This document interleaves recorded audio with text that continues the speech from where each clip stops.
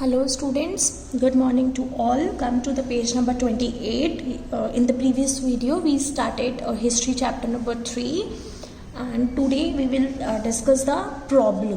The problem क्या आ रही थी after the settlement. हमने लास्ट में देखा कि उन्होंने एग्रीकल्चर और फैक्ट्रीज इंडस्ट्री से रिलेटेड सेटलमेंट्स किए थे, लेकिन उन सेटलमेंट्स के बाद परमानेंट सेटलमेंट्स के बाद क्या प्रॉब्लम्स अराइज हुए.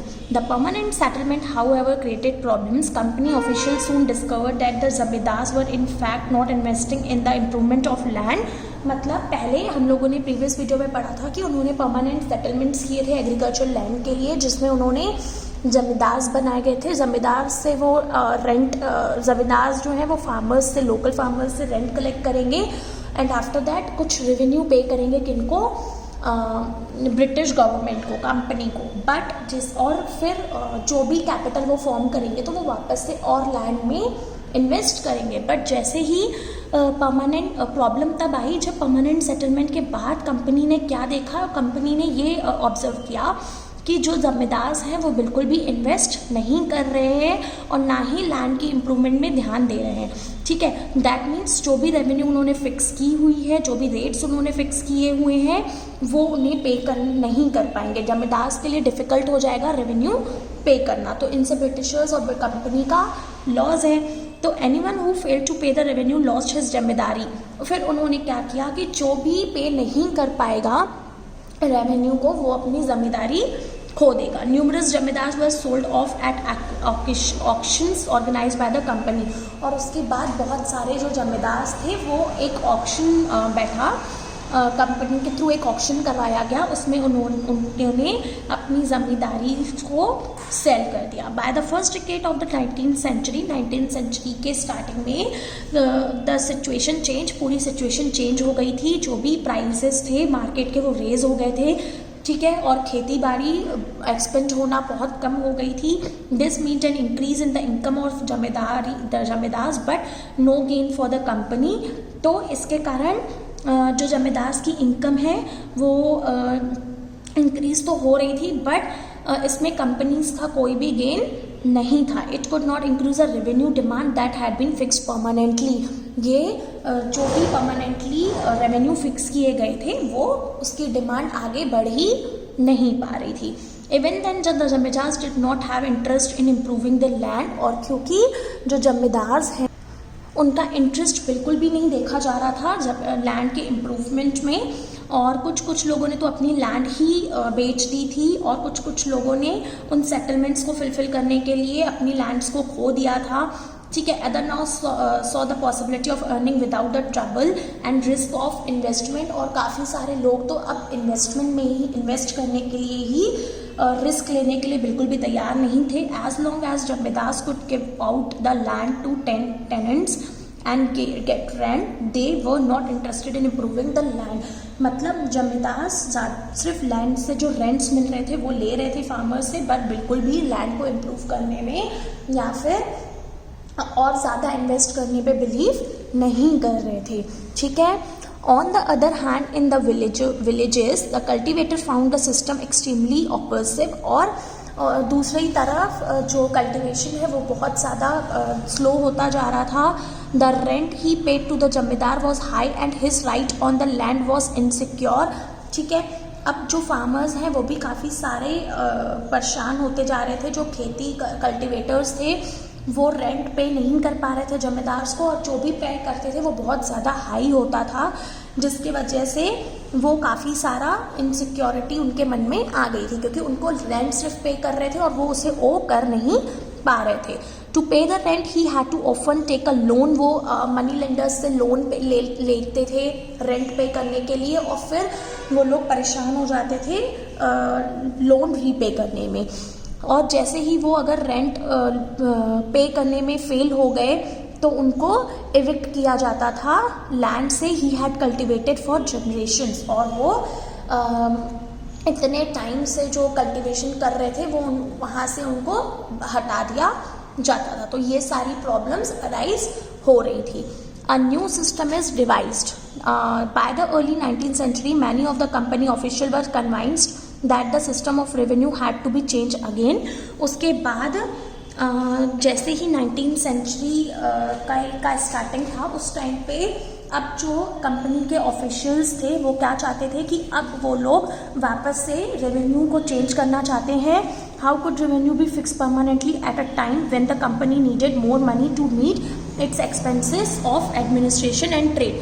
क्यों करना चाहते थे? बिकॉज अब जो कंपनी है उनके जो ट्रेड के एक्सपेंसेस हो रहे थे वो काफ़ी ज़्यादा हो रहे थे, तो उसके लिए मनी अरेंज करने के लिए वो यही चाह रहे थे कि हम फिर से रेवेन्यूज़ को वापस से परमानेंटली फिक्स कर दें, बट थोड़ा सा चेंज करके. In the north western provisions of the Bengal presidency, an Englishman called the Holt-Mackenzie devised the new system which came into force in 1822. and वापस से 1822 में एक ब्रिटिशर था, दैट इज़ हॉल्ट मैकेंजी. उन्होंने रिवाइज़ किया किसको? जो भी रेवेन्यूज़ थे उनको वापस से चेंज किया 1822 में. He felt the village was an important social institute in north Indian society and needed to be preserve, क्योंकि उनका ये मानना था कि जो विलेजेस हैं वो काफ़ी सारे सोशल इंस्टीट्यूशन के लिए इम्पॉर्टेंट रोल प्ले करते हैं नॉर्थ इंडिया में सोसाइटी में. तो उनको ये लग रहा था कि उनका प्रिजर्वेशन काफ़ी ज़्यादा इम्पॉर्टेंट है.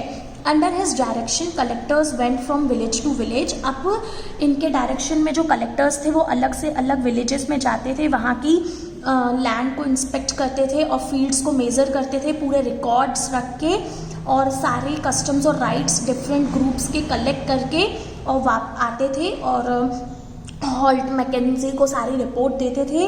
After the estimated revenue of each plot with in a village was added up to calculate the revenue that each village. और उसके बाद हर एक विलेज में जितनी जिसकी लैंड थी उसके अकॉर्डिंगली कैलकुलेशन होता था कि किसको कितनी पे करना चाहिए. This demand was to be revised periodically. इस डिमांड के अकॉर्डिंगली ही उसे रिवाइज किया गया, बट ये परमानेंटली फिक्स नहीं किए गए. The charge of collecting the revenue and paying it to the company was given to the village headman. और जो भी रेवेन्यू पे करेगा कंपनी को वो कौन करेगा?